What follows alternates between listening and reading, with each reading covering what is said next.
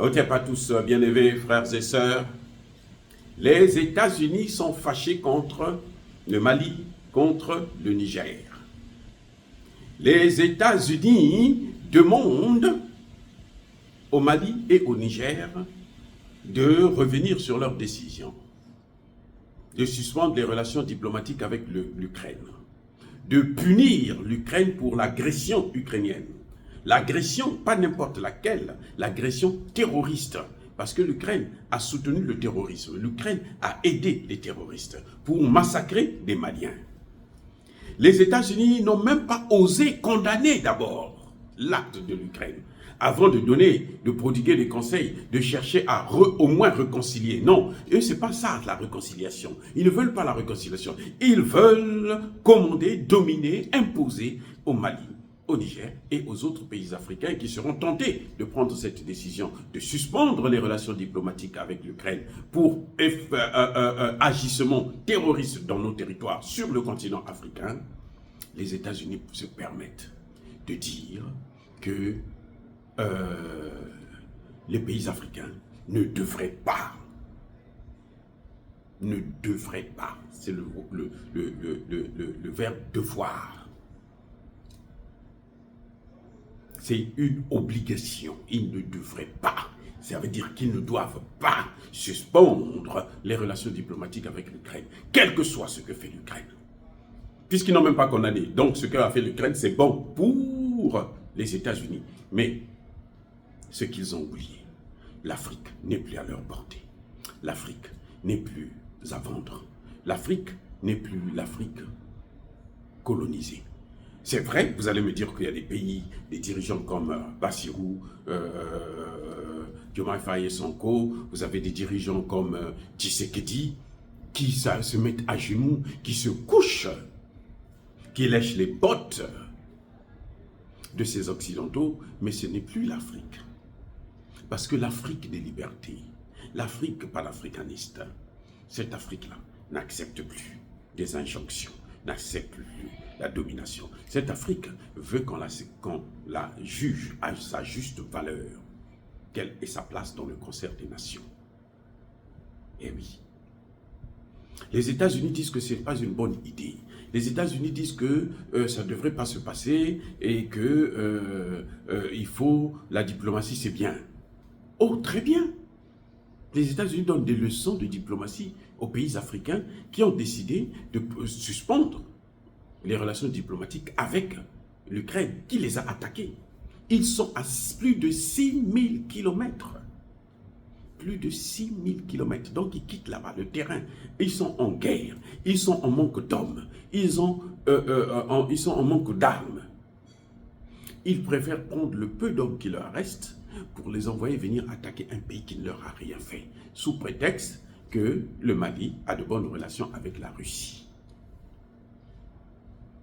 Ce que l'Ukraine a oublié, ce que les États-Unis ont oublié, que nous, en tant que panafricanistes, nous n'avons pas encore oublié, c'est que ce sont les États-Unis qui ont détruit la Libye et ce sont les États-Unis qui ont amené les terroristes au Mali, dans le Sahel. Ce sont les terroristes qui sont responsables, les États-Unis qui sont responsables de l'attaque de Tinzaouaten. Eh oui, pourquoi je dis ça? Mais parce qu'ils sont formés par qui? Je veux vous rappeler que cette attaque est partie de l'Algérie. Et qui était en Algérie 48 heures avant cette attaque? Et c'est bien le commandant d'Africom, le général Langlais. Il était en Algérie. Pour faire quoi? Mais pour planifier, pour organiser cette opération. Et l'Ukraine s'est vantée très tôt parce que l'Ukraine croyait qu'ils avaient gagné la guerre. Non, c'est vrai qu'ils ont tué nos vaillants soldats maliens que nous déplorons. Mais ils n'ont pas gagné la guerre. Parce qu'à Tinzaouaten, au moment où nous vous parlons, leur grand terroriste Liad Agali est encerclé. Je ne sais pas s'il va s'en sortir. J'espère qu'il ne s'en sortira pas. J'espère qu'on va terminer avec lui une fois pour toutes. Parce que quoi? Et c'est maintenant Liad Agali qui demande des négociations, qui demande à l'Algérie d'appeler à des négociations. Vous voyez, donc les États-Unis, c'est-à-dire qu'ils se prennent pour les maîtres du monde. Mais qui a donné mandat aux États-Unis de pouvoir gouverner le monde? Qui leur a demandé de diriger le monde? Qui leur a demandé de commander tout le monde? Qui a demandé aux Américains, qui leur a dit que après Dieu, c'était les Américains qui y venaient? Qui leur a dit que eux, ils étaient assis sur la même table que Dieu et nous, on était là en bas en train de leur lécher les bottes? Non, ça ne se fera plus. Voyez, les États-Unis usurpent leur titre, usurpent leur mandat, usurpent le pouvoir. Ils abusent de l'avantage économique qu'ils ont et militaire qu'ils ont dans le monde pour pouvoir se dire que, puisque nous avons l'arme nucléaire, donc nous avons le droit de vous commander. Mais pourquoi eux, ils ont l'arme nucléaire et nous, en Afrique, on n'a pas l'arme? Parce qu'on nous interdit de l'avoir. Si on nous autorise de l'avoir, croyez-moi, les Africains sont capables d'avoir l'arme nucléaire aussi. Et nous, ça nous intéresse pas parce que nous ne sommes pas faits pour dominer les autres. Nous ne voulons pas dominer qui que ce soit. Nous, ce que nous voulons, c'est avoir des relations où on se respecte. Nous vous respectons, vous nous respectez. Nous gérons nos biens, nos matières premières, vous gérez vos biens, vos matières premières. Voyez, les États-Unis ne peuvent pas intimider les pays africains encore. Ils peuvent intimider le Sénégal, ils peuvent intimider la RDC, parce que les dirigeants sont des dirigeants larbins, ce sont des lèche-culs, mais ils ne peuvent plus intimider l'Afrique des libertés. Cette Afrique-là que nous soutenons, cette Afrique-là que nous, pour laquelle nous nous battons aujourd'hui, à travers le magistère de la parole, n'est pas une Afrique qui va baisser la tête devant qui que ce soit, y compris les États-Unis d'Amérique. Nous exigeons le respect et ce respect s'impose. Que le Mali, que le Niger, bientôt le Burkina Faso et d'autres pays africains, vous devrez savoir que les États-Unis n'ont reçu aucun mandat de diriger le monde entier.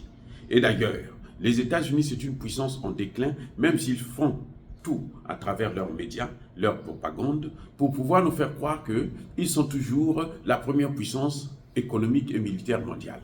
Je veux vous rappeler que la première puissance économique, c'est la Chine, suivie bien entendu des États-Unis, certes. Mais après les États-Unis, vous avez l'Inde et en quatrième position, vous avez la Russie. La Russie qui était la 11e puissance économique mondiale il y a à peine 2 ans, 3 ans même, elle est aujourd'hui passée à la 4e position. Donc les États-Unis ne font plus peur à qui que ce soit.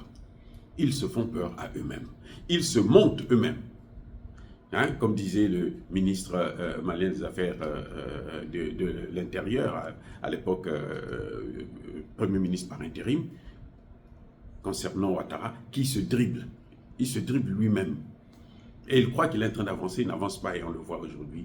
La Côte d'Ivoire, c'est le chaos. Bref, les États-Unis n'ont des ordres à donner qu'aux États-Unis, pas à l'Afrique. Ils peuvent donner des ordres à l'Union européenne, mais l'Afrique, là, ça ne leur appartient pas. Et nous n'avons pas besoin des injonctions. Nous n'avons pas peur aussi de cette Amérique et de son argent. Qu'elle garde désormais son aide. Nous ne voulons plus de l'aide au développement. C'est cette aide au développement qui nous a bloqués, qui nous a freinés. Le président Biya l'a dit à Joe Biden. Nous ne voulons plus garder votre aide. Gardez votre putain d'aide. Au contraire, ce serait la meilleure des choses qui soit pour nous. Encore une fois de plus, nous encourageons les autres pays africains à emboîter le pas au Mali et au Niger en suspendant des relations diplomatiques avec l'Ukraine, parce que l'Ukraine s'est permis d'attaquer et de tuer des Africains qui ne lui ont rien fait. La guerre entre l'Ukraine et la Russie, ce n'est pas le problème des Africains. Les chefs d'État africains ont montré devant le monde entier qu'eux, ils voulaient la paix en Ukraine et ils sont allés voir Volodymyr Zelensky et ils sont allés voir Vladimir Poutine. C'est Zelensky qui a refusé, qui a boycotté, qui les a dénigrés et humiliés sur son sol. Voilà. Donc c'est l'Ukraine qui ne veut pas la paix parce que l'Ukraine veut la guerre à la demande de l'OTAN jusqu'au dernier Ukrainien. Donc, quand l'Ukraine se permet de quitter le terrain des opérations, le théâtre des opérations, pour venir en Afrique, transporter ce théâtre des opérations en Afrique, vouloir attaquer un continent qui ne lui a rien fait, ce continent doit se réveiller et riposter. Et c'est ce que le Mali a fait, c'est ce que le Niger a fait, et c'est ce que fera d'autres pays africains. Dire cela, c'est inciter à la haine ou à la violence? Non. Yaba colère, Yama levé. Encore une fois de plus, bien-aimés frères et sœurs, je persiste et je signe, soyez bénis, abondamment bénis par le Dieu des Kémites et par nos ancêtres angélisés. Mais que tous ceux qui persécutent le continent africain, le pillent et le déstabilisent, qu'ils soient noirs, blancs, chinois, arabes, juifs, indiens ou qui qu'ils soient punis, maudits, foudroyés, neutralisés, écrasés, effacés par le Dieu des Kémites et par nos ancêtres angélisés. Vive l'Afrique éternelle. J'ai dit et j'assume.